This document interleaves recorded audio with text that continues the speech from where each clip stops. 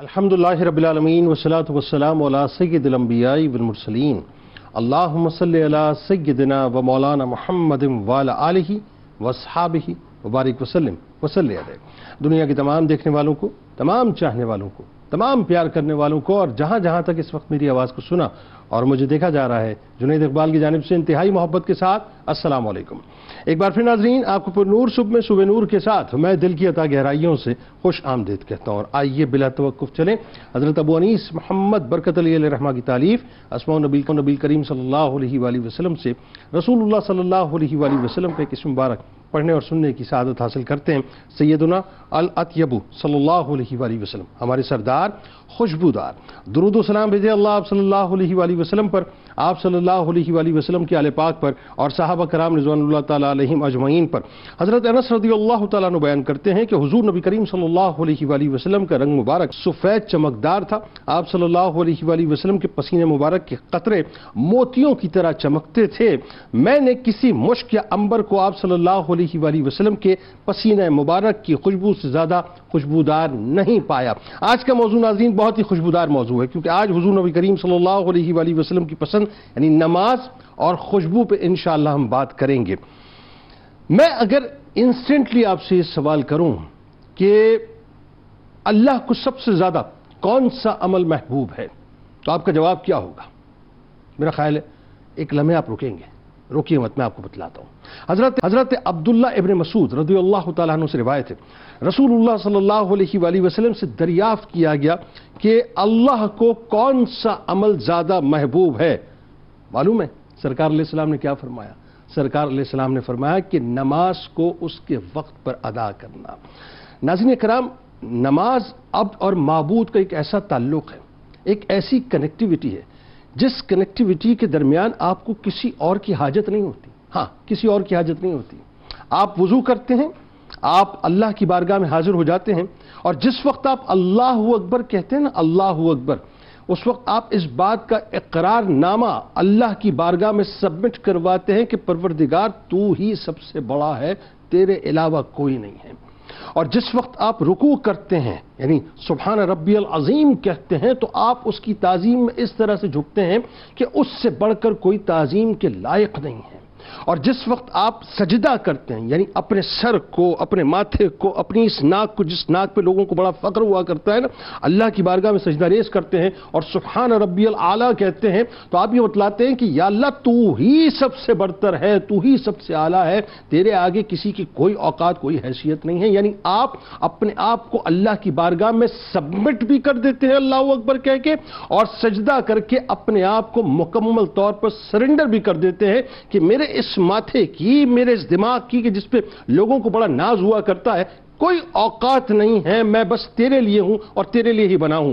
ناظرین بات یہ ہے کہ ہمیں بنیادی طور پہ ہمیں نمازوں کی فکر نہیں ہے۔ آج معاملہ یہ ہو گیا ہے کہ ہم اس بات کو سمجھنے کو تیار نہیں ہے کہ سرکار مدینہ صلی اللہ علیہ وآلہ وسلم نے جس نماز کو اپنی آنکھوں کی ٹھنڈک فرمایا ہے، سرکار مدینہ صلی اللہ علیہ وآلہ وسلم نے جس نماز کو مومن کی معراج فرمایا ہے، سرکار مدینہ صلی اللہ علیہ وآلہ وسلم نے جس نماز کو قبر کا نور فرمایا ہے، جس نماز کو ناظرین سرکار مدینہ صلی اللہ علیہ وآلہ وسلم نے بے انتہا چاہا، یعنی سوچئے وہ سجدے، وہ راتیں، وہ عبادتیں، وہ رکوع، وہ سجود، وہ اللہ کی بارگاہ میں حاضر ہونا کہ پوری رات اللہ کی بارگاہ میں آپ نمازوں میں حاضر ہوا کرتے تھے۔ آج ہم نے اس تحفے کو جو تحفہ مصطفیٰ صلی اللہ علیہ وآلہ وسلم ہے، بلکہ یوں کہوں کہ تحفہ خداوندی ہے، یعنی اللہ تعالیٰ نے جو ظاہر اس کائنات کا پالنہار ہے، اس نے اپنے محبوب کو معراج کے موقع پہ جو اس کائنات کی سب سے عظیم ہستی ہیں، سب سے عظیم امت کے لیے انتہائی عظیم ترین تحفے کی صورت میں نماز عطا کی، اور ہم نے کیا کیا ناظرین کہ ہم نے اٹھا کر نماز کو ایک طرف رکھ دیا ہے۔ آج ہمارے پاس جم کرنے کے لیے 2-2 گھنٹے وقت ہے، آج ہمارے پاس اپنی گیتھرنگز میں بیٹھنے کے لیے 4-4 گھنٹے پوری رات برباد کرنے کا وقت ہے، آج ہمارے پاس ہمارے رشتہ داروں کے لیے وقت ہے، آج ہمارے پاس ہمارے بچوں کے لیے وقت ہے، اپنے ماں باپ کے لیے وقت ہے، آج ہمارے پاس اپنی جاب کے لیے وقت ہے، اپنے کاروبار کے لیے وقت ہے۔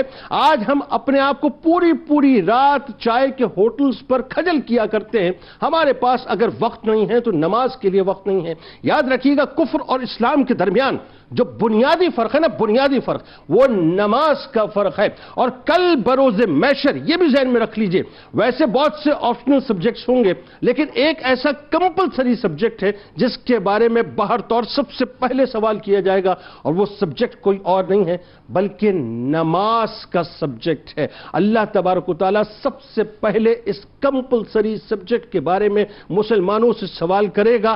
اگر اس میں نمبر صحیح ہو گئے تو ہم پاس کر دیے جائیں گے، اور خدا نہ خواستہ اگر اس میں ہمارے نمبر صحیح نہ ہوئے ناظرین تو آگے کی ساری منازل میں ہم مکمل طور پہ فیل کر دیے جائیں گے.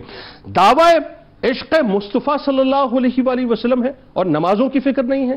حب رسول صلی اللہ علیہ وآلہ وسلم کے دعوے دار ہیں اور نمازوں کی فکر نہیں ہے.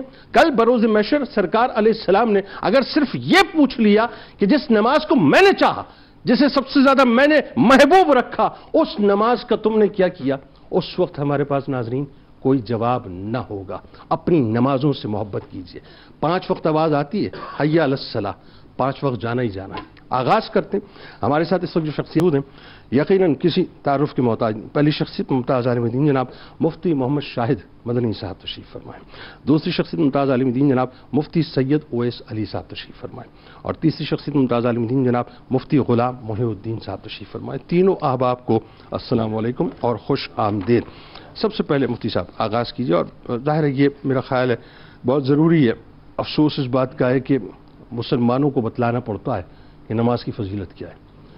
افسوس اس بات کا ہے کہ کلمہ گو کو بتلانا پڑتا ہے کہ نماز کی اہمیت قرآن نے کیسے بیان کی ہے. افسوس اس بات کا ہے صاحب کہ ہم حب رسول کے دعوے دار ہیں لیکن آج بھی ہمیں نماز جو بنیاد ہے اس کی اہمیت بتلانے کی اور جتلانے کی ضرورت ہے. آغاز کیجیے. بسم اللہ الرحمن الرحیم. بہت شکریہ.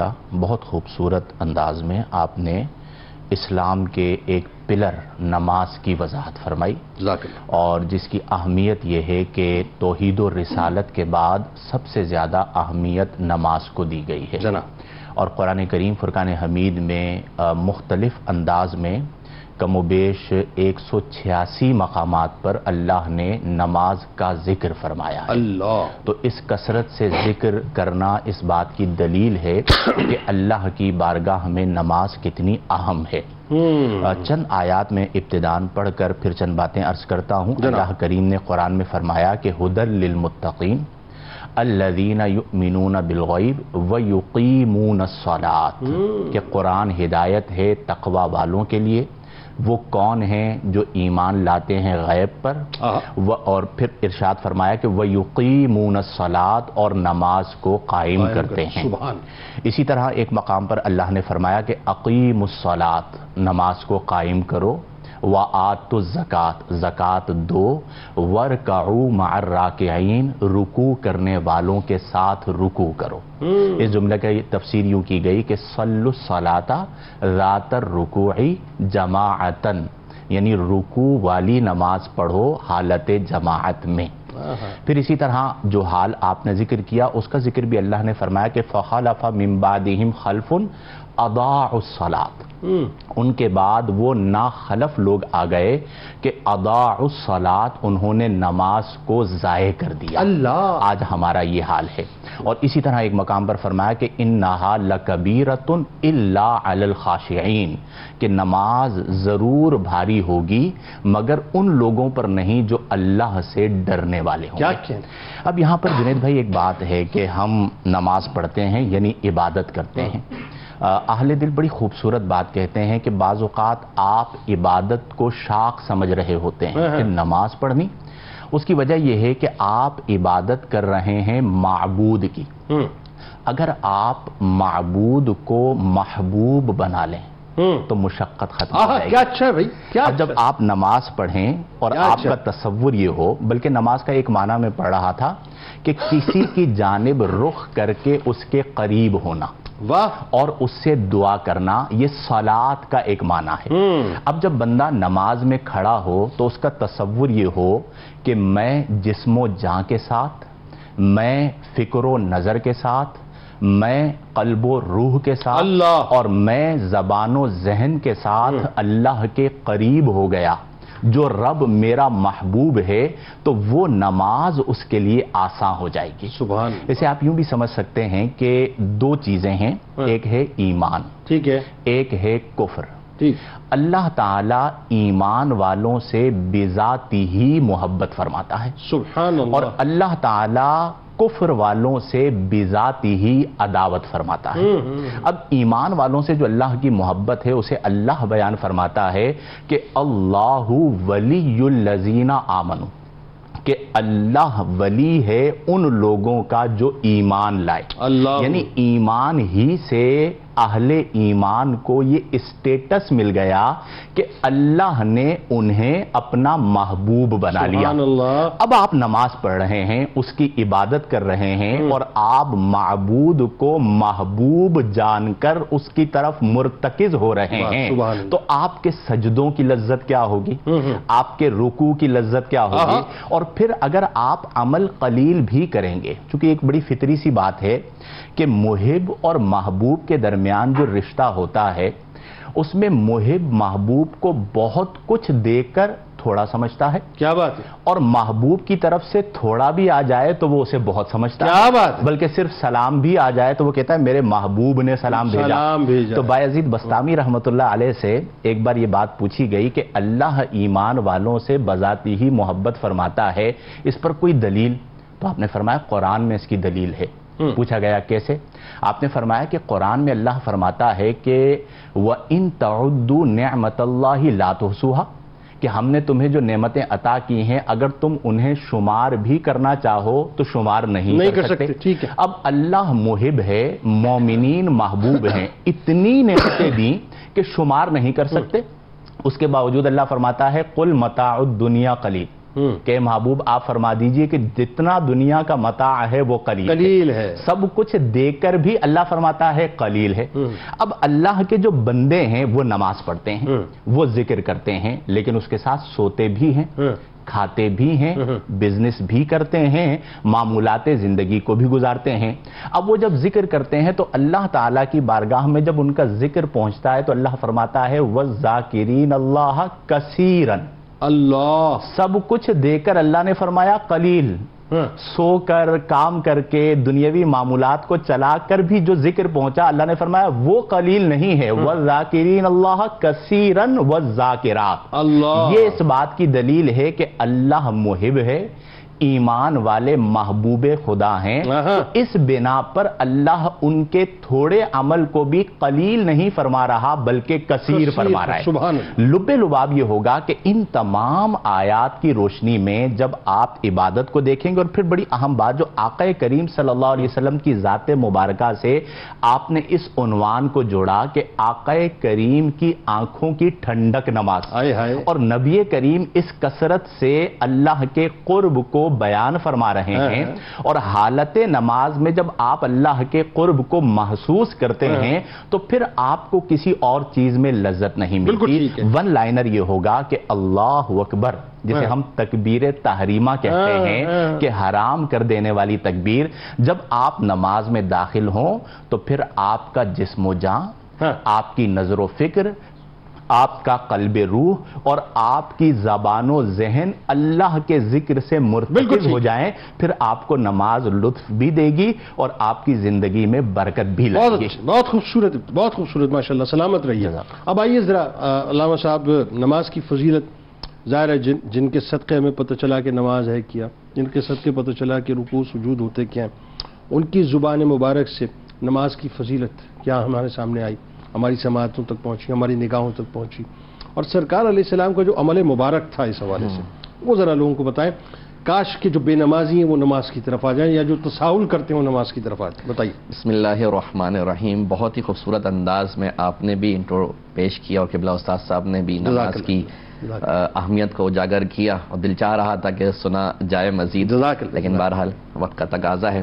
تو نماز کی اہمیت کے بارے میں اگر ہم کلام کریں، اور بالخصوص حضور علیہ الصلوۃ والسلام کے فرامین مبارکہ اور اقوال جمیلہ کو اگر ہم دیکھتے ہیں تو جیسا کہ ارشاد ہوا کہ 186 مقامات پر قرآن میں مختلف انداز میں نماز کی اہمیت کو بیان کیا گیا.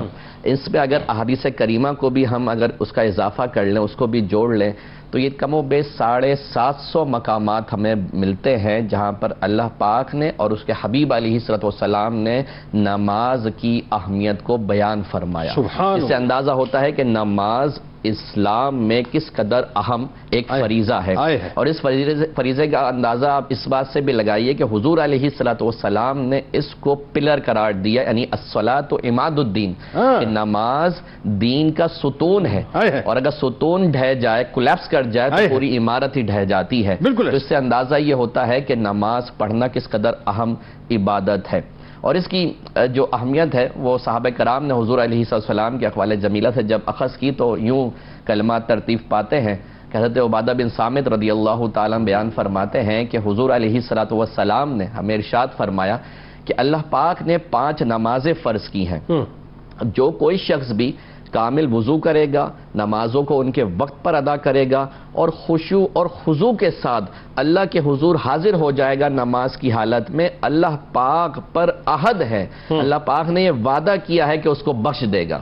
اور اگر کوئی شخص اس میں لاپرواہی کرے گا تو پھر یہ اللہ پاک کے ذمہ کرم پر ہے کہ اس کو بخش دے یا اس کو عذاب دے. یعنی اس قدر اہمیت ہے. اور اسی طرح جو حضور علیہ السلام کا انداز مبارک یہ بھی ہوتا کہ مختلف ایگزامپلز کے ذریعے، امثلہ کے ذریعے اپنے صحابہ کو، اپنے جو ہے وہ امتیوں کو بیان کرتے کسی چیز کی اہمیت کو.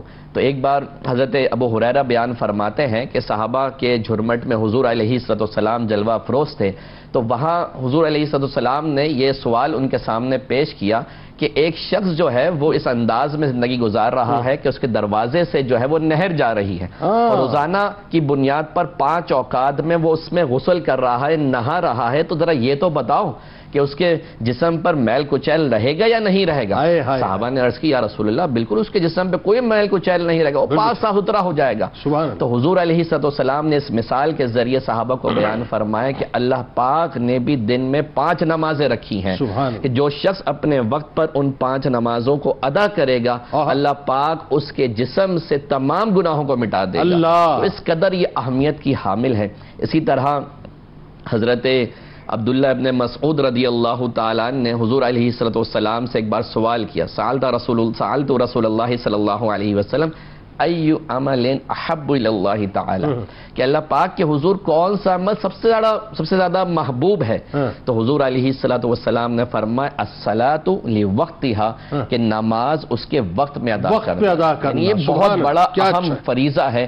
اور حضور علیہ السلام نے اس کو بیان فرمایا کہ جو آج ہمیں نظر آتا ہے نا، ایک طبقہ وہ بھی ہے کہ جو یہ کہتا ہوا نظر آتا ہے کہ ہماری نمازیں تو الگ ہیں، ہمارا تو ذکر الگ ہے، یہ تو مولویوں کی چیزیں ہیں کہ وہ جا کے یہ نماز مسجد میں ادا کرے، ہمارا معاملہ الگ ہے، ہماری نمازیں الگ ہیں. تو ایسی کوئی نماز وہی ہے جو حضور نے پڑھ کے دکھائی، نماز وہی ہے جو صحابہ نے بیان کی، نماز وہی ہے جو اہل بیت نے بیان فرمائی ہے. تو نماز کا طریقہ اور کوئی دوسرا نہیں ہے سوائے اس کے جو احادیث کریمہ کے اندر بیان کیا گیا. اسی طرح اگر ہم اس کی اور فضیلت پر دیکھتے ہیں تو حضور علیہ السلام کے عمل مبارکہ سے بھی اس کی ایسی فضیلت ظاہر ہو رہی ہے کہ ایک بار حضرت عائشہ صدیقہ رضی اللہ تعالی عنہ اپنے محبوب کو دیکھتی ہیں کہ ساری رات جو ہے وہ نماز ادا کر رہے ہیں، اور اس کی بنا پر آپ کے پیروں میں، آپ کی قدمین شریفین میں سوجن آ گئی ہے. تو حضرت عائشہ عرض کرتی ہیں بارگاہ رسالت میں یا رسول اللہ صلی اللہ علیہ وسلم، آپ تو وہ ہے کہ آپ کے صدقے اللہ پاک نے اگلوں اور پچھلوں کی گناہ معاف فرما دی، آپ اس قدر عبادت کر رہے ہیں. تو حضور علیہ السلام نے اپنے اس شوق اور رب تعالیٰ کے حضور حاضر ہونے کو اس انداز میں بیان فرمایا افلا اکون عبدا مشکورا، کہ عبدا شکورا، کہ میں ایسا بندہ نہ ہوں کہ شکر گزار بندہ رب تعالیٰ کا نہ بنوں. یعنی اپنے عمل سے یہ بات ظاہر کر رہے ہیں کہ نماز تو بہت اہم ہے، اور اسی اہمیت کو اور اپنی پسندیدگی کو حضور علیہ السلام نے اس انداز میں بیان فرمایا کہ جعلت قرۃ عینی فی الصلاۃ، کہ اللہ پاک نے میری آنکھوں کی ٹھنڈک نماز میں رکھی ہے. یعنی آج اگر کوئی شخص حضور سے محبت کا دعوے دار ہے اور بے رسول کے دعوے کر رہا ہے تو اس کو چاہیے کہ نماز کسی صورت نہ چھوڑے. آج ہمارا دعویٰ یہ ہے کہ غلامی رسول میں موت بھی قبول ہے، لیکن کیا غلامی رسول میں نماز قبول ہے؟ نماز کے حوالے سے ہماری غفلت ہوتی ہے، تو لہٰذا نماز وہ چیز ہے جو حضور علیہ السلام کو بہت محبوب، لہٰذا ہمیں چاہیے کہ نماز سے وابستہ بہت خوبصورت، سلامت رہیے۔ اب آئیے ذرا اگلے پہلو کی طرف، اور یہ میرا خیال ہے جب لوگ کہتے ہیں نا صاحب مولوی حضرات ڈراتے بہت ہیں، تو بھائی یہ ساری بشارتیں بتا دی نا، اچھی اچھی میٹھی میٹھی باتیں بتا دی کہ نماز پڑھو گے تو یہ ہوگا، نماز ادا کرو گے تو یہ ہوگا، قائم کرو گے تو یہ ہوگا۔ اب اگر سستی کرو گے اور خدا نخواستہ نماز کو چھوڑو گے تو پھر اس کے لیے کیا ہوگا؟ ذرا وعیدیں بھی لوگوں کو بتلائیں نا، تاکہ لوگوں کو اندازہ ہو کہ یہ اس کو فار گرانٹیڈ ہم لے رہے ہیں، فار گرانٹیڈ نہیں لینا چاہیے، بتلائیے ذرا۔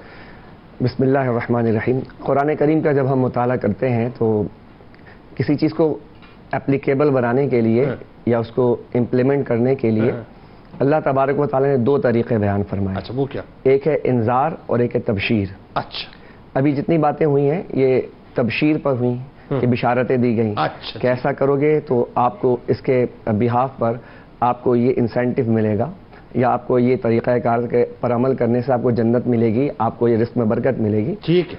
ایک طریقہ تو یہ ہوتا ہے، دو طرح کے لوگ ہوتے ہیں دنیا کے اندر، جو لوگ بشارت سے آ جاتے ہیں وہ بشارت سننے کے بعد آ جائیں گے۔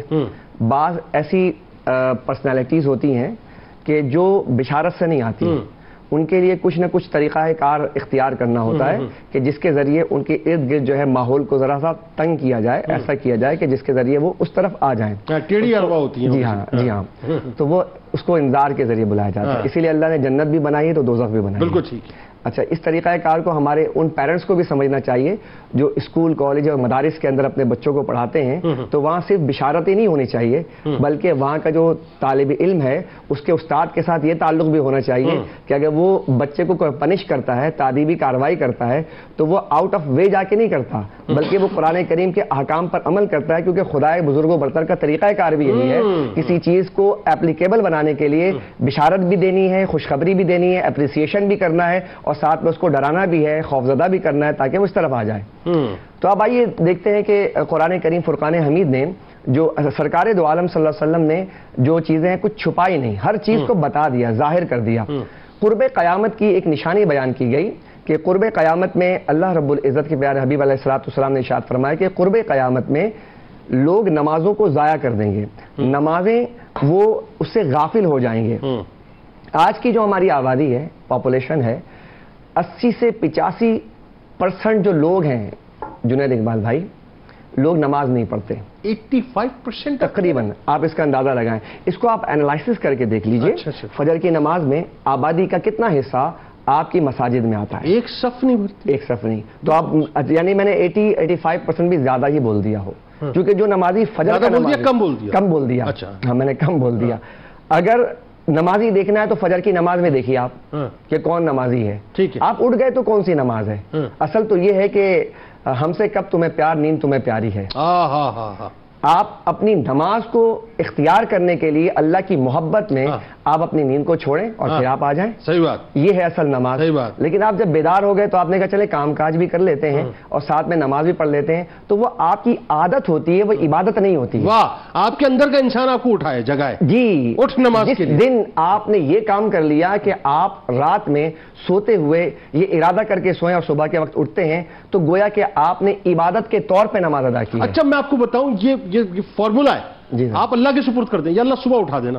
ہاں تو بس صبح اٹھا دینا، اللہ سبحانہ و تعالیٰ پھر آپ اپنی بارگاہ میں بلا لینا، اللہ اٹھا دیتا ہے۔ بالکل بلائے گا، کیونکہ جب آپ تعلق جوڑتے ہیں خدا سے تو خدائے بزرگ و برتر اسی وقت میں، اور یہ ہم نے دیکھا ہے بہت مرتبہ، ایکسپیریمنٹ کیا ہے، تو آنکھ خود بخود کھل جاتی ہے، آپ کو الارم لگانے کی الارم کی ضرورت نہیں، بالکل ٹھیک۔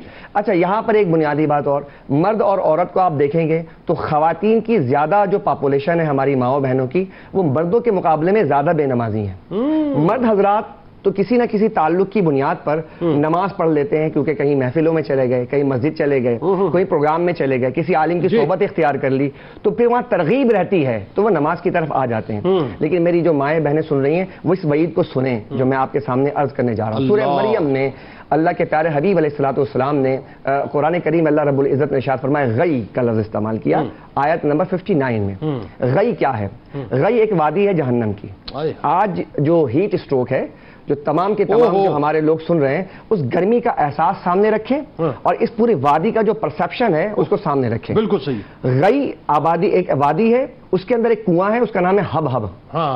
اس کنویں کے بارے میں یہ بیان کیا سرکار نے کہ جب گرمی کم ہوتی ہے جہنم کی، جو جہنم بہت بھڑکتی ہوئی آگ ہے اس کی، تو اس کو اللہ تبارک و تعالیٰ کھول دیتا ہے اور اس کی وجہ سے پھر جہنم بھڑک اٹھتی ہے، یعنی وہ جہنم کو بھڑکاتی ہے، جہنم کو بھڑکانے اس کے اندر اللہ سبحانہ و تعالیٰ اس بے نمازی کو داخل فرمائے گا۔ آپ اندازہ لگائیں کہ جو ہیٹ اسٹروک میں پانی کی طلب ہے، اے سی میں بیٹھنے والے، سونے والے، آرام طلب انسان ذرا غور کر لے کہ تو آج تھوڑی سی گرمی تجھ سے برداشت نہیں ہے، اور جہنم میں اس کنویں کے اندر جب ڈالا جائے گا تو پھر تیرا کیا حال ہوگا؟ سر میں آپ کو بتاؤں، میں 45 سے آیا ہوں لاہور سے، کل کراچی میں 39-40 تھی۔ آپ بلیو کریں کراچی کی گرمی زیادہ شدید ہے، میں تو کل ہل کے رہ گیا بالکل جب میں ایئرپورٹ سے باہر نکلا ہوں۔ تو اندازہ لگائیں کہ یہ گرمی ہم سے برداشت نہیں ہوتی، تو پھر جہنم کی آرائیت الذی یکذب بالدین فویل للمصلین، اللہ نے کہا ویل ایک ایسا کنواں ہے، ایک ایسی وادی ہے کہ جس میں اگر دنیا کے سارے پہاڑ ڈال دیے جائیں تو وہ پگھل جائیں گے۔ کبھی پہاڑوں کو پگھلتے ہوئے دیکھا ہے؟ ذرا پوچھیں، ذرا ہم عوام الناس اپنے آپ کو ارد گرد میں دیکھیں، کبھی پتھر بھی پگھلتے ہیں، لیکن کنواں ایسا ہے، ایسی وادی ہے کہ جس کے اندر پتھر پگھل جاتے ہیں۔ تو انسان کا وجود جو بہت نرم و نازک ہے، وہ کیا کرے گا؟ حضرات میں یہاں پہ ایک بات عرض کروں گا جو ہمارے سامعین ہیں ان سے، سرکار دو عالم صلی اللہ علیہ وسلم نے یہاں تک ارشاد فرمایا قیامت کے دن جو پہلا سوال پوچھا جائے گا وہ آپ سے نماز سے متعلق پوچھا جائے گا، اور فرمایا کہ جو نماز میں کمزور ہو گیا، نماز میں فیل ہو گیا، اس کی ساری عبادت رد کر دی جائے گی۔ تو ہماری تمام اعمال کا دار و مدار اس بات پر ہے کہ ہم نماز کی اگر پابندی کریں گے تو نماز کی پابندی کی وجہ سے تمام اعمال بھی قبول ہو جائیں گے انشاءاللہ انشاءاللہ انشاءاللہ۔ ناظرین، میں اگر ایک جملے میں نماز کیا ہے؟ نماز میرے آپ کے پالنہار کا مان ہے، مان، ہاں جی مان ہے۔ اب کیسے میں آپ کو سمجھاتا ہوں بلا تمثیل۔ آپ کسی سے محبت کرتے ہیں نا تو ہوتا کیا ہے کہ اس کی صورت جب نظر نہیں آتی تو آپ کیا کہتے ہیں؟ یا بہت عرصہ ہوا نظر نہیں آئے، یا صبح شکل نہیں دکھائی تم نے، دوپہر شکل نہیں دکھائی، بھائی شکل تو دکھا دیتے، آج پورا دن تم نے شکل نہیں دکھائی۔ ایسا ہی ہوتا ہے بلا تمثیل۔ اللہ تعالیٰ کا مان ہے نماز۔ اللہ چاہتا ہے جب مؤذن پکارے نا حی علی الصلاۃ تو میرا بندہ میری بارگاہ میں حاضری دے، انڈورس کروائے کہ میں نے پریزنٹ لگا دی ہے یا اللہ تیری بارگاہ میں حاضر ہو گیا ہوں۔ اور آپ کو معلوم ہے خواجہ حسن بصری رحمۃ اللہ علیہ کیا فرماتے ہیں کہ جب نمازی نماز کے لیے کھڑا ہوتا ہے نا تو فرشتے اسے چاروں طرف سے گھیر لیتے ہیں۔ کیا کرتے ہیں؟ چاروں طرف سے کھیل لیتے ہیں، اور فرماتے ہیں کہ ایک فرشتہ یہ ندا لگاتا ہے کہ اے نمازی، اگر تو دیکھ لے کہ تیرے سامنے کون ہے، اگر تو دیکھ لے کہ تیرے سامنے کون ہے اور تو کس سے مخاطب ہے، تو خدا کی قسم تو قیامت تک سلام نہیں پھیرے گا، قیامت تک سلام نہیں پھیرے گا۔ آپ نے زندگی میں دیکھے ہوں گے بہت سے لوگ بیچارے اپنے ساتھ ایک کرسی لے کے آ رہے ہوتے ہیں، بہت آہستہ آہستہ آہستہ آہستہ چلتے ہیں اور کنارے پہ آ کے کرسی کو رکھتے، بہت ہی آہستگی کے ساتھ بیٹھ جاتے ہیں، نماز ادا کرتے کمر تک نہیں جھکتی ہے، یوں سجدہ کرنا چاہتے ہیں، دل چاہتا ہے کہ یا اللہ جھکا دوں اس زمین کو اور لگا دوں اس ماتھے کو میں زمین کے اوپر اور میں رگڑ دوں اپنی ناک کو، لیکن وہ بیچارے ہل نہیں پاتے اور رو رہے ہوتے ہیں اندر ہی اندر کہ سجدے کی بھی توفیق چلی گئی ہے، نہ چھن جائے سجدے کی توفیق۔ آج توفیق ہے تو سجدہ کر لیں، جھک جائے پروردگار کی بارگاہ میں، وہ مل گیا سب مل جائے گا۔ درود پاک پیش کیجئے، خوشبو والے سرکار کی خوشبوؤں کی بات ہوگی درود پاک کے بعد انشاءاللہ۔ جناب ایک بار پھر میں آپ کو خوش آمدید کہتا ہوں۔ ناظرین کرام، سرکار مدینہ صلی اللہ علیہ وآلہ وسلم کی پسند نماز اور سرکار علیہ السلام کی پسند خوشبو۔ اب بات کریں گے سرکار علیہ السلام کی پسند خوشبو کے حوالے سے۔ مفتی صاحب ذرا یہ بتلائیے، ایک تو یہ کہ ظاہر ہے کیا خوشبودار میرے سرکار کہ آج بھی میرا تو وہ تو روایتوں میں آتا ہے نا کہ جہاں سے گزر جاتے تھے تو لوگ خوشبو سے پہچانتے تھے کہ سرکار یہاں سے گزرے ہیں۔ میرا تو ایمان ہے کہ آج بھی مدینے کی فضاؤں میں اور مکے کی فضاؤں میں میرے سرکار علیہ السلام کی خوشبو اسی انداز سے محفوظ ہے، بس محسوس کرنے والا ہونا چاہیے۔ سرکار علیہ السلام کی جسم مبارک کی خوشبو، اور ظاہر جن خوشبوؤں کو سرکار علیہ السلام نے فضیلت عطا کی اپنے ساتھ مس ہونے کی بتلائیے۔ سبحان اللہ، ماشاء اللہ۔ ادب والوں کا ایک اپنا طریق ہے، وہ جب بات کرتے ہیں تو ادب کے دائرے میں رہ کر مؤدب ہو کر گفتگو کرتے ہیں۔ ایک شعر میں پڑھ رہا تھا کل رات کہ 1000 بار بشویم دہن ز مشک و گلاب، ہنوز نام تو گفتن کمال بے ادبی است۔ تو آقا کریم کی جو ذات ہے اس میں ادب جو ہے وہ سب سے اہم چیز ہے۔ اللہ نے اپنے محبوب کو بے مثل و بے مثال بنایا، تو آپ کی ذات اطہر میں خوشبو، آپ کے پسینہ اطہر کی خوشبو، آپ کے ولادت وقت فضا کا معطر ہونا یہ بڑا واضح تھا، بلکہ آپ یوں سمجھیں کہ آپ کے جسم اطہر کے حوالے سے ایک جملہ میری نظروں سے گزرا کہ خوشبو میں گندھا ہوا جسم اطہر، اللہ یعنی آپ کے ہر حصہ اقدس سے خوشبو پھوٹا کرتی تھی۔ اب کیسی خوشبو تھی؟ تو لوگ بات کرتے ہیں مشک کی، عنبر کی، کستوری کی، تو حضرت انس نے بڑی خوبصورت رضی اللہ عنہ نے بڑی خوبصورت بات کہی۔ آپ فرماتے ہیں کہ کوئی مشک، کوئی عنبر کی خوشبو آقائے کریم کے پسینہ اطہر سے اطیب اور اچھی نہ تھی۔ اللہ اکبر۔ وہ ایک میرا بڑا پسندیدہ شعر ہے، فرماتے ہیں کہ عطر و مشک و عنبر کی کیا بساط ہے لوگو، عطر و مشک و عنبر کی کیا بساط ہے لوگو، دو جہاں معطر ہیں آپ کے پسینے سے۔ سبحان اللہ۔ تو آج بھی جہاں پر آپ ادب کے ساتھ سونگھیے تو آپ کو وہی رائحہ، وہی خوشبو ملتی ہے۔ آپ نے ذکر کیا کہ آقا کریم جس راہ سے گزر جاتے تھے وہ راہ معطر ہو جایا کرتی تھی، اور صحابہ کرام اس خوشبو کو سونگتے ہوئے آقا کریم کے قدموں میں پہنچ جایا کرتے تھے۔ اللہ اللہ۔ وہ فرمایا گیا نا کہ گزرے جس راہ سے وہ سید والا ہو کر، اللہ ہو گئی ساری زمین عنبر سارا ہو کر۔ سبحان اللہ۔ تو جہاں سے آپ گزرے وہ زمین عنبر سارا ہو گئی، تو آقا کریم کے جسم اطہر کی کیا بات ہوگی۔ کیا بات۔ ایک شخص آقا کریم کی بارگاہ میں حاضر ہوئے، عرض کی کہ آقا میری بیٹی کی شادی ہے، کچھ عطا فرمائیے۔ نبی کریم کا فقر اختیاری تھا، آپ نے فرمایا کل آئیے گا اور ایک کھلے منہ والی شیشی اور ایک لکڑی لے کر آئیے گا۔ وہ حاضر ہو گئے، آقا کریم نے وہ لکڑی لی اور اپنے جسم اطہر سے پسینہ اطہر کو اس لکڑی سے جمع کرتے رہے اور اس شیشی میں ڈالتے رہے، اور جب وہ شیشی بھر گئی تو انہیں عطا فرمائی اور فرمایا کہ اپنی بیٹی کو دیجیے گا اور کہیے گا کہ اس لکڑی کے ساتھ یہ خوشبو اپنے جسم پر لگا لیا کرے۔ اللہ، دلہن کے لیے اس سے بڑا تحفہ کیا ہوگا۔ اللہ۔ اب وہ جب خوشبو لگاتے تھے تو پوری گلیاں، پورا شہر معطر ہو جاتا تھا، اور راوی کہتے ہیں کہ فسم منہ انہوں نے نام رکھ دیا تھا اس گھر والوں کا بیت المطیبین، کہ خوشبو والوں کا گھر۔ تو جس گھر میں آقا کے پسینہ اقدس پہنچا وہ گھر خوشبو والا گھر مشہور ہو گیا، تو آقا کریم صلی اللہ علیہ وسلم کی ذات اقدس کا کیا عالم ہوگا۔ ایک اور بات میں پڑھ رہا تھا جنید بھائی، آقا کریم کی بس ایک نگاہ کرم ہو جائے ہم پر اور بیڑا پار ہو جائے، یہی متاع حیات اور چاہت ہے۔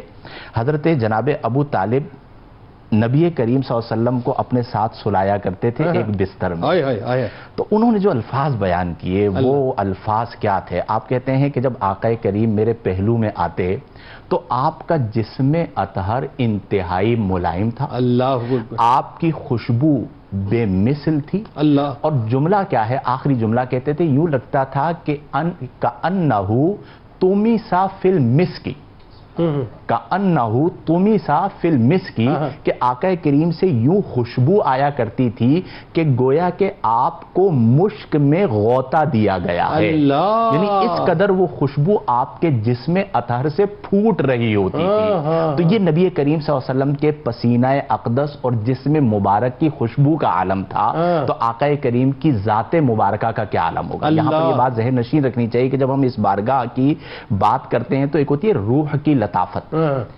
انبیاء کے جو اجسام ہیں وہ عام لوگوں کی روح سے زیادہ لطیف ہوتے ہیں، اللہ، ورنہ عمومی طور پر کہا جاتا ہے جسم میں کثافت اور روح میں لطافت۔ تو انبیاء کے اجسام عام لوگوں کے اجسام کی طرح نہیں ہیں، وہ ارواح سے زیادہ لطیف ہوتے ہیں۔ تو نبی کریم علیہ افضل الصلاۃ والتسلیم کے لطافت روح کا عالم کیا ہوگا۔ اچھا، اس میں صحابہ یہ بھی کہتے ہیں، حضرت انس کی روایت رضی اللہ تعالیٰ عنہ، کہ میں نے کسی مشک اور عنبر کو جو ہے نا آپ سے زیادہ، بالکل پہلی حدیث میں نے یہی عرض کی تھی کہ آپ فرماتے ہیں کہ میں نے آقا کریم کے جسم اطہر پر پسینہ چمکتا، تو پہلا جملہ حضرت انس کا یہ ہے کہ آقا کریم کے جسم اطہر پر پسینہ چمکدار موتیوں کی طرح چمکا کرتا تھا، اور میں نے کسی مشک و عنبر کو آقا کریم کے پسینے سے زیادہ خوشبو والا نہیں پایا۔ اور جس راستے سے آپ گزرا کرتے تھے تو وہاں پر کستوری کی خوشبو آیا کرتی تھی، تو یہ نبی کریم صلی اللہ علیہ وسلم کے پسینہ اقدس. ایک لائن میں کسی خوشبو کو آپ نے فضیلت عطا کی. جی میں یہ عرض کر رہا تھا کہ اب ہم بھی خوشبوؤں کو پسند کرتے ہیں، تو ہماری تو پسند وہ ہونی چاہیے جو ہمارے آقا کریم صلی اللہ علیہ وسلم کی پسند مبارک ہے.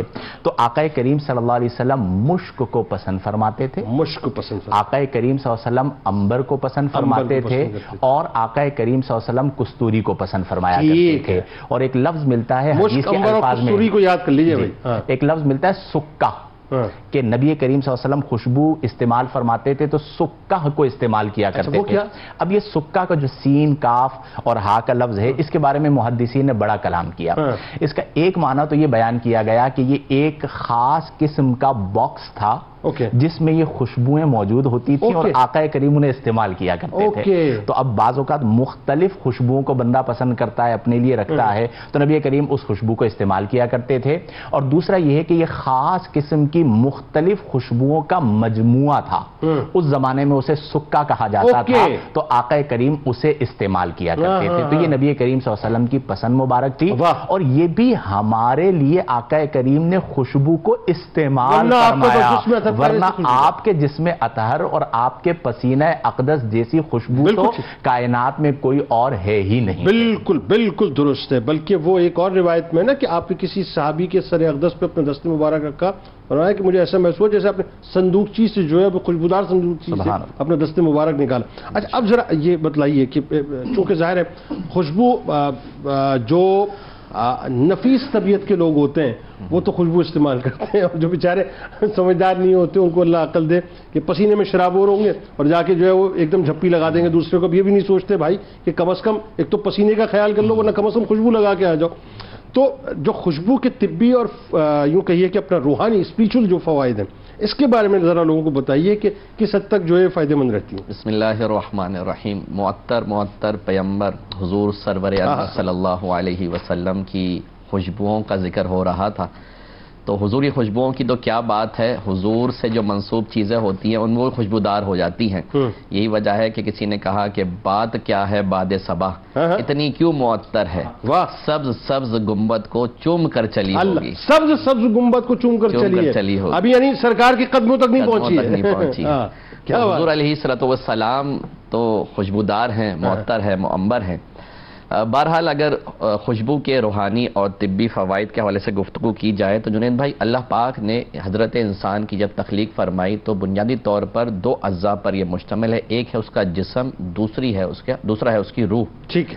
اور اس میں جو خوشبو ہے اس کا براہ راست جو مخاطب ہے، محققین فرماتے ہیں وہ روح انسانی ہے. یعنی خوشبو سب سے پہلے جس کو ایڈریس کرتی ہے، جس کو مخاطب کرتی ہے، وہ انسان کی روح ہے. اور پھر اس اعتبار سے جو خوشبو ہے اس کی اگر ہم دیکھتے ہیں تو مختلف ایکسپیکٹس بنتے ہیں. بعض بایولوجیکل اور فزیکل بنتے ہیں، اور بعض ایکسپیکٹس شریعہ کے جس میں اسپریچولیزم آ جاتا ہے، اسپریچولیٹی آ جاتی ہے، روحانیت آ جاتی ہے. اس کے حوالے سے جو محققین ہیں وہ فرماتے ہیں کہ اللہ پاک نے انسان کی جب تخلیق فرمائی تو اس کی ناک میں اسمیل ریسیپٹرز رکھے، یعنی خوشبو سونگنے کے وہ آلات رکھے کہ جو اس کا پیغام ہائپوتھیلمس تک پہنچاتے ہیں. یعنی جدید سائنس کی اصطلاح ہے کہ انسان کے باطن میں اللہ پاک نے رکھی ہے کہ جو خوشبو کے جو بھی اس کے آمد ہوتی ہے تو وہ ناک کے ذریعے اس کے ہائپوتھیلمس میں جاتی ہے، جو لمبک سسٹم جو انسان کے اعضاء کا جو نظام ہے اس کے ساتھ مل کر ایکٹیویٹ ہو کر ایموشنز کریٹ کرتی ہے، یعنی جذبات کا اظہار ہوتا ہے. یعنی خوشبو جذبات کو جو ہے مزید انہینس کرتی ہے. اور کون سے جذبات ہوتے ہیں وہ ایموشنز کون سے ہوتے ہیں؟ وہ اللہ پاک نے انسان کے برین کے اندر، دماغ میں وہ ہیپینس کے کیمیکلز رکھے ہیں. اور وہ کون سے ہیں؟ وہ ڈوپامین ہے، وہ سیروٹونین ہے، وہ اینڈروفینز ہے اور آکسیٹوسین ہے. یہ سارے جتنے بھی یہ کیمیکلز ہیں، سنڈرومز ہیں، یہ سارے کے سارے ہیپینس کے، خوشی کے ہیں. یعنی اس سے محبت میں اضافہ ہوتا ہے. اور وہی بات جو پہلے ہمارے سیگمنٹ میں ہوئی کہ بلا استاد صاحب نے بیان فرمائی کہ جب معبود کو محبوب بنا لو تو تمہاری عبادت پھر مشقت بھری نہیں ہوگی، وہ آسان ہو جائے گی، تمہیں اس میں لذت آئے گی۔ تو انسان جب اس انداز میں اپنے آپ کو معطر کرتا ہے اور وہ ہیپینس کے اور خوشبو کے جو کیمیکلز ہیں وہ ایکٹیویٹ ہوتے ہیں، اس کے اندر مسرت کن جو ہے جذبات کریٹ ہوتے ہیں، اور بالخصوص جب وہ روحانی معاملات میں خوشبو استعمال کرتا ہے تو روحانیت کی منازل طے کرنا اس کے لیے آسان ہو جاتا ہے۔ واہ، یعنی اس کا مطلب یہ ہو کہ اچھی خوشبو جو کہ آپ کی شخصیت کے ساتھ میچ کرتی ہو، یا آپ کی یوں کہیے کہ انسٹنکٹ آپ کی فطرت کے ساتھ میچ کرتی ہو، وہ آپ کو طبی طور پہ بھی فائدہ دے گی اور روحانی طور پہ بھی فائدہ دے گی۔ طبی طور پہ تو فوائد الگ ہے، اگر روحانی اعتبار سے بھی ہم دیکھیں تو یہ آپ نے دیکھیں نا، رب تعالیٰ کا قرب حاصل کرنا اس سے بڑی اور کیا بات ہو سکتی ہے کہ بخاری کی روایت میں رب تعالیٰ نے ارشاد فرمایا کہ بروز محشر جنتیوں کو جو سب سے بڑی نعمت ملے گی وہ اللہ پاک کی رضامندی ملے گی، تو اس رضامندی کا جو ذریعہ بن رہا ہے، قرب الہی بن رہا ہے، وہ خوشبو بھی بن رہی ہے۔ تو اس سے اندازہ لگائیے کہ روحانیت کی منازل طے کرنے میں خوشبو کا کس قدر اہم کردار ہے۔ تو لہٰذا جو بھی شخص اللہ پاک کے قریب ہونا چاہے اس کو چاہیے کہ اپنے آپ کو خوشبو کے ساتھ وابستہ کرے۔ یہ ہو گیا اس کا ایک روحانی پہلو۔ اب آ جاتے ہیں اس کا جو طبی پہلو ہے، تو طبی پہلو کی طرف اگر ہم بڑھتے ہیں تو جنید بھائی آج ہمیں دنیا کے اندر ایروما تھراپی مل رہی ہوتی ہے۔ یعنی ایروما تھراپی کیا ہے؟ یعنی خوشبوؤں کے ذریعے بیماریوں کو دور کرنا، زائل کرنا۔ اور یہ کوئی ایسی چیز نہیں کہ دور جدید کی کوئی اختراع ہے یا دور جدید کی کوئی ایجاد ہے، بلکہ اس کی ابتدا تو حضور علیہ السلام کے دور پاک سے ہی ہوئی کہ خوشبو کو عام کرنے کا جو مقاصد میں سے ایک مقصد تھا وہ لوگوں کی جسمانی امراض کو بھی دور کرنا تھا۔ وہ کس انداز میں اس کو بیان جو ہے وہ ابو زکریہ رازی نے بھی کیا۔ ابو زکریہ رازی کے بعد یعقوب الکندی جو مسلمان محقق سائنسدان ہیں، انہوں نے باقاعدہ طور پہ اس دور کے اعتبار سے ایک ریسرچ پیپر اس پہ لکھا جس میں خوشبو کے طبی فوائد ذکر کیے گئے، اور آج 1992 کے اندر ایک ویسٹ سے ایک بک شائع ہوئی، A Book of Perfume۔ اس کے اندر گویا کہ اسی ریسرچ پیپر کو کھول کے مفصل بیان کیا گیا کہ اس کے کیا کیا جو ہے اس کے فوائد ہو سکتے ہیں، کن کن بیماریوں کے اندر خوشبو کون کون سی آپ کے لیے کامل ہوگی اور آپ کے لیے معاون ہوگی۔ تو آج کے دور میں جو ایروما تھراپی ہو رہی ہے پوری دنیا میں، یہ صدقہ ہے حضور علیہ السلام کی اس ادا کا، اس سنت کا کہ جو ہمیں نظر آتی ہے کہ حضور علیہ السلام نے اپنے غلاموں کو خوشبو استعمال کرنے کا حکم دیا۔ یعنی اس کا مطلب یہ ہوا، اور یہ آپ کی بات سن کے ایک لمحے کے لیے مجھے خیال آ رہا ہے کہ میں خود بھی محسوس کرتا ہوں کہ جب مطلب ویسے مطلب ذرا سا اگر کہیں 4-5-6 گھنٹے کے بعد اگر فیل ہوتا ہے کہ بھئی ذرا کچھ جو ہے جسم میں جو ہے وہ اپنا وہ کچھ خوشبو نہیں آ رہی ہے، تو وہ اس وقت کچھ ڈلنس سی محسوس ہونا شروع ہو جاتی ہے، اور جیسے آپ عطر لگا لیتے ہیں یا پرفیوم لگا لیتے ہیں وداؤٹ الکوہول تو وہ فوراً جو ہے وہ آپ کے اندر ایک ریلیف کرتی ہے، وہ اسٹریس بھی آپ کا ریلیف کرتی ہے اور آپ کو ایک بوسٹر جو ہے وہ مل جایا کرتا ہے۔ بالکل ٹھیک ہے آپ کی بات، اور یہ انٹرسٹنگ ہے کہ اس سے بیماریوں کا بھی علاج ہوا کرتا ہے، آپ نے کہا۔ اچھا آخر میں اب ذرا آئیے، یہ بڑا امپورٹنٹ معاملہ، اور یہ اس بات کا خیال اب وہ اگین بھی بات ہے، پتہ نہیں خواتین کہیں گی کنزرویٹو ہیں یہ، لیکن یہ کنزرویٹو ہونا نہیں ہے، یہ شریعت ہے جس کو سمجھنا بہت ضروری ہے۔ مردوں اور عورتوں کی جو ایک تو بات یہ ہے کہ خوشبو میں کیا فرق ہونا چاہیے، اور مردوں اور عورتوں کو کن کن خوشبوؤں کا استعمال کرنا چاہیے، پہلے ذرا اس پہ بات کیجئے تاکہ تھوڑا سا ڈفرینس سمجھ آئے لوگوں کو۔ دیکھیں اسلام یہ کہتا ہے کہ آپ سسٹم سے باہر رہ کر کوئی کام نہ کریں، آپ سسٹم کے اندر آ کر کام کریں۔ Very good. جب آپ سسٹم سے باہر جاتے ہیں تو آپ کی پکڑ ہوتی ہے، عذاب جب بھی آئے دنیا کے اندر، جو اقوام سسٹم سے باہر گئے اللہ کا عذاب آیا۔ ویری گڈ، ڈومین سے باہر میں، جی ڈومین سے باہر، بالکل ٹھیک ہے۔ تو جب خوشبو کی بات کی گئی تو خوشبو بھی آپ سسٹم کے اندر رہ کے یوٹیلائز کریں گے۔ اوکے، اب اس میں مرد اور عورت دو ایک الگ الگ مقام ہیں ان کے۔ مردوں کے لیے علیحدہ ان کے لیے اللہ تبارک و تعالیٰ نے احکام بیان فرمائے، خواتین کے لیے علیحدہ اللہ نے احکام بیان فرمائے۔ اسی طرح دیکھیں کہ آپ کو یہ معلوم ہونا چاہیے کہ خوشبو کب استعمال کرنا ہے، کتنی مقدار میں کرنا ہے اور کب نہیں کرنا ہے۔ Very good. جب آپ کو یہ پتہ ہی نہیں ہوگا تو آپ خوشبو کیسے استعمال کریں گے؟ کب نہیں کرنا ہے؟ لیٹ سپوز اگر ہم اس کو دیکھتے ہیں کہ خوشبو کی اتنی بات کی گئی تو جب آپ حج پہ جاتے ہیں تو کیا کرتے ہیں آپ؟ احرام باندھتے ہیں. تو احرام باندھنے کے بعد اب آپ کو استعمال نہیں کرنا. آپ کو سسٹم معلوم ہونا چاہیے کہ آپ کو خوشبو کا استعمال کب کرنا ہے اور کتنی مقدار میں کرنا ہے. تو بسا اوقات ایسا بھی ہوتا ہے کہ حاجی کو بھی منع کر دیا, مرد کو بھی منع کر دیا گیا کہ آپ خوشبو کا استعمال نہ کریں. جائے کہ خواتین, تو خواتین جو ہیں وہ ایک پردہ ہے. اللہ رب العزت نے ان کے لیے ایک مقام رکھا ہے کہ وہ اپنے ڈومین میں رہ کر چلیں گی. تو خواتین کے لیے حکم ہے کہ جب وہ باہر نکلیں تو وہ دیکھیں اس چیز کو کہ وہ خوشبو کس طرح کی لگائیں گی. ایسی خوشبو کہ جو لوگوں تک پہنچے, تو اس کا لگانا ان کے لیے منع کیا گیا. اچھا, اس کی وجہ کیا ہے کہ لوگ اٹریکٹ ہوں گے, لوگ راغب ہوں گے, جس کی وجہ سے فتنہ پھیلے گا, فساد ہوگا. یہ ان کے اپنی سیکیورٹی کے لیے بھی نامناسب ہے. ٹھیک ہے. اچھا, اسی طرح پہلے جو زمانے میں خواتین ہوا کرتی تھی وہ خوشبو لگاتی تھی لائٹ خوشبو. آج بھی پاؤڈر, ایسے پاؤڈر استعمال کریں, ایسے کریم استعمال کریں, ایسے باڈی اسپرے استعمال کریں جس کا تعلق آپ کے ہی ارد گرد رہے, جو آپ کو آہستہ آہستہ بھینی خوشبو آئے.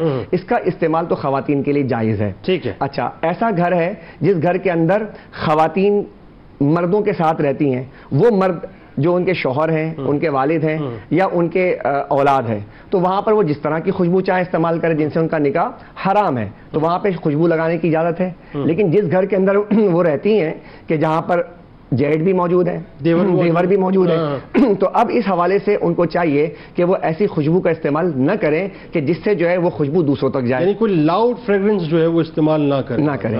پہلے زمانے کی خواتین لونگ جو ہے وہ جب خوشبو کا استعمال اس طرح نہیں ہوتا تھا تو لونگ کا جو ایک ہار بناتی تھی. اچھا, تو وہ ہار جو اپنے گلے میں پہن لیتی تھی تاکہ آہستہ آہستہ خوشبو جو ہے وہ جو پسینے کی جو بدبو ہے اس کا آلٹرنیٹ انہوں نے رکھا ہوا تھا پہلے کی خواتین. تو اب چونکہ آگے زمانہ بڑھ چکا ہے اور ہمارے سوشل میڈیا کے ذریعے, اور اب ہم تو ماشاءاللہ جو ہے آن لائن چیزیں بھی منگوا لیتے ہیں, تو خواتین اس بات کا خیال رکھیں کہ وہ خوشبو جو دوسروں تک نہ پہنچے. ایک روایت میں عرض کرتا ہوں, ابو داؤد شریف کی روایت ہے, حضرت ابو ہریرہ نے دیکھا کہ ایک خاتون جو ہے وہ باہر تشریف لائیں مسجد نبوی سے, اور وہ جب قریب سے گزری تو ان سے خوشبو آ رہی, تو انہوں نے روک کر پوچھا کہ آپ مسجد سے باہر تشریف لائی ہیں اور آپ سے خوشبو آ رہی ہے اور آپ کی خوشبو ہم تک آ رہی ہے. تو آپ نے فرمایا میں نے ابو القاسم محمد رسول اللہ صلی اللہ علیہ وسلم سے یہ سنا ہے کہ جو عورت مسجد میں نماز پڑھنے آئے اور اس کی خوشبو لوگوں تک جائے تو اسے چاہیے کہ وہ گھر جا کر غسل جنابت کرے, یعنی کہ اسے نہائے اور اس کے بعد, ورنہ اس کی نماز قبول نہیں کی جائے گی. اب مجھے بتائیے وہ یہ تو 1450 برس پہلے آپ جو بتا رہے ہیں صحابی, آج اگر کسی خاتون سے بات کر دیں تو جوتا لے کے پیچھے پڑ جائے گی. مطلب یہ تو انتہائی کنزرویٹو قسم کے مولوی ہیں. حالانکہ یہ سرکار دو عالم کے پروردہ تھے اور ان کے تربیت یافتہ تھے. کتنا فرق آ گیا. تو وہاں پر ہر چیز جو ہے اپنے مقام پر موجود تھی. لوگ اگر کہیں براڈ مائنڈیڈ تو وہ لوگ تھے جو تمام چیزوں کو بڑے کھلے دل کے ساتھ تسلیم کرتے تھے. آج آپ کسی شاپنگ مال میں چلے جائیں, خواتین کتنی لاؤڈ قسم کی جو ہے مطلب خوشبوئیں لگا کے گھوم رہی ہوتی ہیں اور پتہ نہیں ہوتا. اچھا, پھر جنید بھائی یہاں پر یہ مسئلہ بھی ہے کہ اب ہماری وہ خواتین جو ماشاءاللہ اچھے طبقے سے تعلق رکھتی ہیں, تو وہ اب جب جاتی ہیں تو ان کو اس بات کا بھی خیال رکھنا ہے کہ ایسی خوشبو نہ ہو کہ ڈرائیور تک پہنچے آپ کی خوشبو. ارے سر, اچھے طبقے کو چھوڑیے, یہاں تو لوور مڈل کلاس کو بھی مطلب جو یہ مرض لگ گیا ہے. جی, تو یہ بہت خطرناک پہلو ہے کہ جس میں ہمیں خواتین کو چاہیے. اچھا, اس میں رنگ کا بھی کوئی معاملہ ہوتا ہے خوشبو میں؟ سرکار نے فرمایا کہ خواتین جو ہے وہ جس میں رنگ زیادہ ہو وہ خوشبو استعمال کریں, اور جس میں خوشبو کی جو یعنی کہ مقدار ہے جو نہ پھیلے وہ مدھم سا ہو وہ استعمال کریں. اب آ جائیں مردوں کی. مردوں کے لیے بتائیے. اب مردوں میں یہ ہے کہ جیسے ابھی مفتی صاحب نے فرمایا کہ مشک جو ہے وہ اینٹی الرجی ہے. اچھا, اس کا استعمال جو ہے عام طور پہ کیا جا سکتا ہے. اور اگر کریں گے تو اس کا ایک فائدہ ہوگا, نزلہ زکام میں آپ کو جو ہے یہ بینیفٹ ملے گا, کیونکہ ہمارے کراچی کے ماحول کے اندر جو لوگوں کو نزلہ زکام کی بیماری ہے تو مشک کا استعمال کریں گے تو انشاءاللہ یہ اینٹی الرجی ہے. اچھا, مجھے کسی خوشبو سے ایسا اچانک ہو جاتا ہے چھینکیں شروع ہو جاتی ہے, لیکن آپ یہ بتا رہے ہیں کہ یہ بہت سے لوگوں کو ہوتا ہے. ہاں جی, لیکن مشک جو ہے اینٹی الرجی. آپ اس کو یوز کریں گے تو آپ دیکھیں کہ آپ کو ایک فرحت سی محسوس ہوگی. اب میں ذرا نوٹس کروں گا اس بات کو. ہاں, آپ غور کیجئے گا کہ یہ روح کے لیے توانائی. اچھا, ایک بہت بنیادی بات عرض کرتا ہوں, جیسے تلاوت قرآن یہ روح کی غذا ہے نا, ایسی اچھی خوشبو بھی روح کی غذا ہے. کہتے ہیں کہ عملیات کرنے والے جو ہیں وہ خاص طور پر خوشبوؤں کا استعمال بڑی سلیکٹو قسم کی رکھتے ہیں تاکہ موکلات وغیرہ. تو اس کی وجہ ہے کہ روحانی تعلق جوڑنے کے لیے آپ کو یہ وے استعمال کرنا ہوتا ہے. آپ روحانی دنیا میں جب جاتے ہیں اپنا تعلق. اچھا, یہ بات ایک رہ گئی تھی بڑی زبردست. بتائیے. کہ دیکھیں, اللہ پاک نے جب فرشتوں کو پیدا کیا نور سے پیدا کیا, لیکن جب ہمیں انسانوں کو پیدا کیا مٹی سے پیدا کیا, تو فرشتوں کو پر دیے جبکہ انسانوں کو پر نہیں دیے اپنے مصلحت خاص کے تحت. اچھا, اب وہ مصلحت خاص کے جو اشرف المخلوقات ہیں, فرشتوں کو پر دیا تاکہ وہ پرواز کر سکیں, اب انسان جو وہ پرواز کیسے کرے گا؟ تو نماز کی دو رکعتیں، یہ دو اس کے پر ہیں، اگر وہ نماز پڑھے گا تو اس کو گویا کہ پرواز لگ جاتی ہے. بالکل ٹھیک ہے. اسی طرح جب وہ خوشبو لگاتا ہے تو خوشبو لگانے سے وہ فرشتے اس کے قریب آ جاتے ہیں. اب جب فرشتے قریب آتے تو روحانی ماحول جو ہے وہ بن جاتا ہے. تو ایک بہت بنیادی بات کہ ہمارے یہاں خوشبو استعمال کریں، لیکن مرد حضرات سے میری گزارش ہے مسجد کے اندر جاتے ہیں تو اب وہ کیا کرتے ہیں، وہ مسلوں پر لگا دیتے ہیں. ٹھیک ہے، اچھا ایسی خوشبو لگاتے ہیں جس سے جو ہے دوسروں کو پریشانی جو ہے لاحق ہو جاتی ہے. تو ایسی تیز خوشبوؤں کا استعمال نہ کریں جس سے اذیت ہونے لگ جائے. آپ ایسی خوشبو لگائیں جو بھینی بھینی خوشبو ہو، جو سب کو پسند آئے. یہ رسول پاک صلی اللہ علیہ وسلم کو یہ ادا بڑی پسند آیا. اور آخر میں وہ جو لوگوں نے بات رہ گئی تھی، وہ جو پسینے میں شرابور ہو کے اذیت دینے کے لیے آ رہے ہوتے ہیں، ان کے لیے اب جو ہے وہ جو آج کل کا جو ماحول ہے، اس ماحول میں آپ کو اپنا جمالیاتی ذوق جو ہے بلند کرنا چاہیے.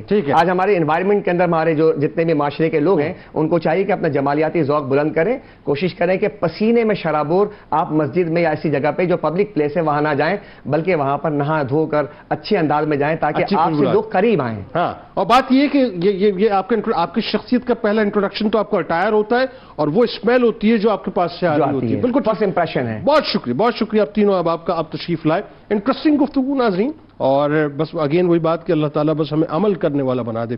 کتاب الشفا سورہ یوسف کی فضیلت، فرمان نبوی صلی اللہ علیہ وآلہ وسلم ہے کہ اپنے گھر والوں، ماتحتوں اور خادموں کو سورہ یوسف سکھاؤ، کیونکہ جو شخص اس سورت کے پڑھنے کا معمول بنائے گا تو اللہ تعالیٰ اس کے موت کے مراحل کو آسان فرمائے گا اور ہر مصیبت و پریشانی دور ہو جائے گی انشاءاللہ. حضور غوث العظم دستگیر حضرت شیخ عبد القادر جیلانی رضی اللہ تعالیٰ عنہ کا قول مبارک ہے کہ جب میرا دل چاہتا ہے کہ میں اللہ سے باتیں کروں تو میں نماز پڑھتا ہوں، اور جب میرا دل چاہتا ہے کہ میرا اللہ مجھ سے باتیں کرے تو میں قرآن مجید پڑھتا ہوں. روزنامہ 92 نیوز میں آج مضمون ضرور پڑھیے گا نماز کے طبی روحانی فوائد کے حوالے سے. ایکس پہ ہمیں فالو کر لیجئے، فیس بک پیج کو لائک کر کے، یوٹیوب چینل کو سبسکرائب کر کے بیل آئیکن کو ضرور کلک کر لیجئے. آئیے ذرا اپنی روح سے تجدید عہد وفا لا یؤمن احدکم حتی اکون احب الیہ من والدہ وولدہ والناس اجمعین. اللہ تعالیٰ آپ کا، ہمارا، ہم سب کا، پاکستان کا، امت مسلمہ کا، خاص طور پر غزہ کے رہنے والوں کے لیے دعا کیجیے. اللہ تعالیٰ ان کا حامی و ناصر. آمین. پاکستان کا مطلب کیا؟ لا الہ الا اللہ محمد رسول اللہ صلی اللہ علیہ وسلم.